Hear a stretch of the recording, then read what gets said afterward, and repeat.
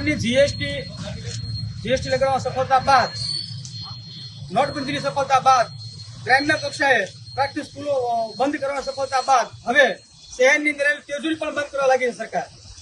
આ સરકારના પ્રજા માટે કેમ ડામ પડે એ જ જોઈ છે. સરકારના હિત માટે એક પણ કામ કરી રહી નથી. જે વૃદ્ધ માણસો હોય એને કેમ મુશ્કેલી પડે એવું કામ કરે છે. જનતા હિતમાં એક પણ કામ કરી નથી. એના માટે કોંગ્રેસ મેદાનમાં આવી છે.